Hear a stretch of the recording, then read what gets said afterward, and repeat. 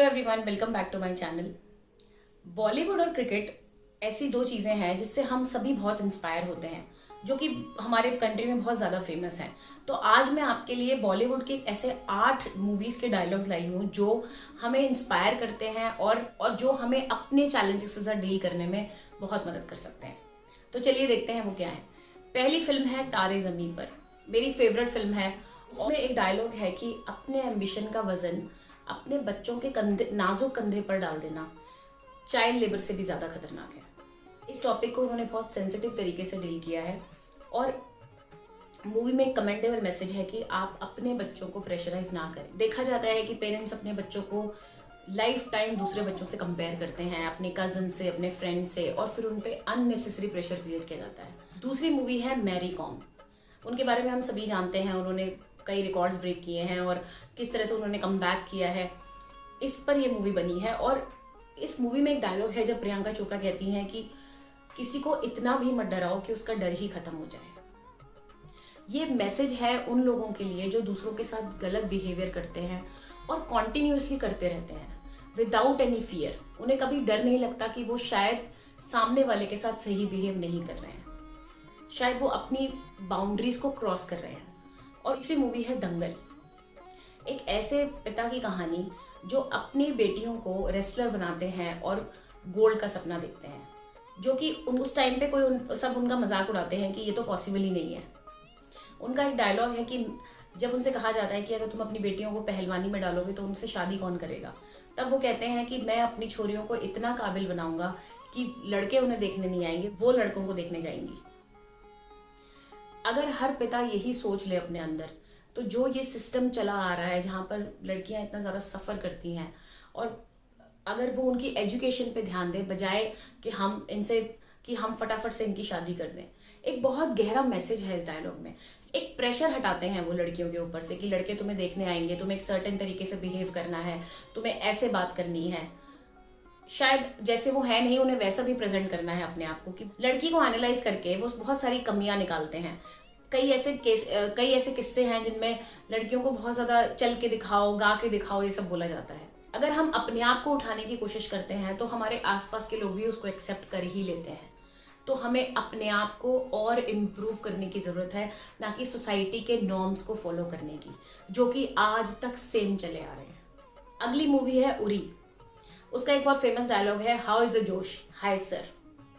जब भी हम कोई ऐसी चीज़ अचीव करना चाहते हैं, वो कोई भी गोल हो सकता है, वो हमारी हेल्थ का गोल हो सकता है, हमारा करियर गोल हो सकता है, हमारा पर्सनल गोल हो सकता है, हमारा जोश हमेशा हाई होना चाहिए।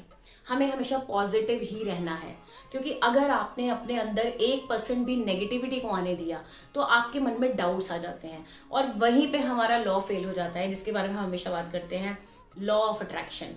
इसलिए बहुत ज़रूरी है कि आपके अंदर वो एनर्जी रहे, वो कॉन्फिडेंस रहे अपने ऊपर, अपने आसपास के लोगों के ऊपर, आप सक्सेसफुली अपने गोल्स को अचीव कर सकें। इसलिए ये बहुत इंपॉर्टेंट है कि अगर आपको ज़रा सा भी लो फील होता है या आपको लगता है कि आपके अंदर वो एनर्जी नहीं है, आप नहीं काम करना चाह रहे हैं, एक ब्रेक लीजिए, बट वापस उसी जोश के साथ स्टार्ट करिए। That is very very important. हम सभी की फेवरेट रंग दे बसंती। कॉलेज स्टूडेंट्स की कहानी जो पेट्रियाटिज्म को एक अलग तरह से समझते हैं, एक प्ले के थ्रू, जिसे प्ले करते करते वो कुछ ऐसे रियलिटीज़ को रियलाइज़ करते हैं जिसको मूवी में बहुत बेहतरीन तरीके से पेश किया गया है। इस मूवी का एक डायलॉग है कि ज़िंदगी जीने के 2 तरीके होते हैं।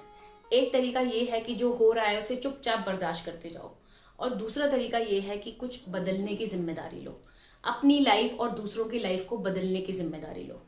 हमारी कंट्री में ये बहुत नॉर्मल है कि हम हमेशा क्रिप करते हैं कि इस कंट्री में ऐसा नहीं हो सकता, हमारे घर में ये प्रॉब्लम है, ये अच्छा नहीं है, ये सही नहीं हो रहा। क्या हम उसको बदलने की जिम्मेदारी रखते हैं अपने अंदर?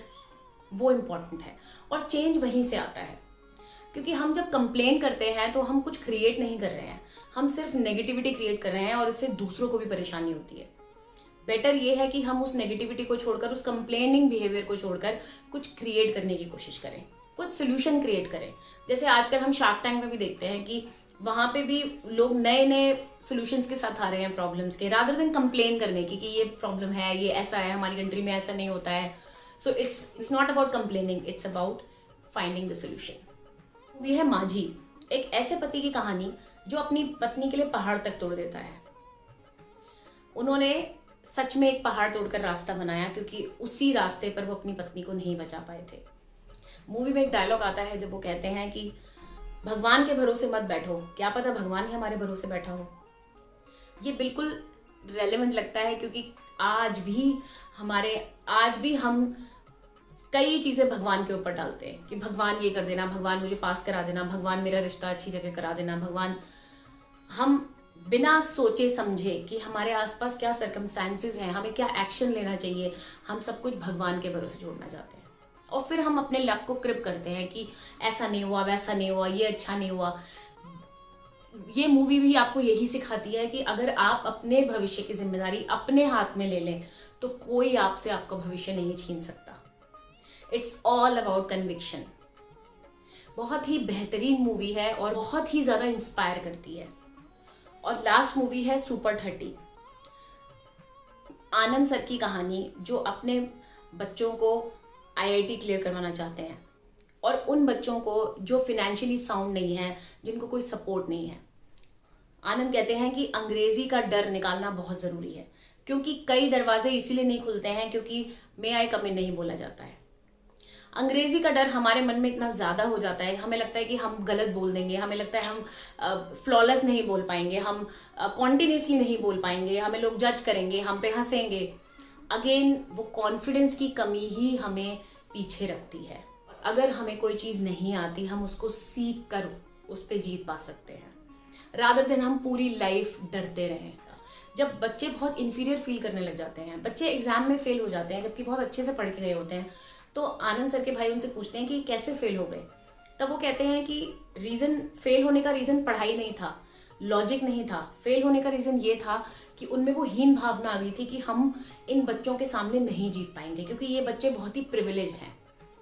उसको निकालने उस चीज़ को उनके दिमाग से निकालने के लिए एक पूरा सीन क्रिएट किया गया है, एंड विच इज़ फैंटास्टिक। और बहुत इंस्पायर करती हैं ये मूवीज़। ये कहीं ना कहीं हमारे रियल लाइफ कैरेक्टर से ही ली जाती हैं, और अगर आपने इनमें से कोई मूवी मिस की है तो आप ज़रूर देखें, क्योंकि ये बहुत ही अमेजिंग मूवीज़ हैं और आपको कहीं ना कहीं ज़रूर इंस्पायर करेंगी। तो इसी के साथ मैं आपसे विदा लेती हूँ। अगले हफ्ते में आप फिर किसी इंटरेस्टिंग टॉपिक के साथ आपसे ज़रूर मिलूंगी।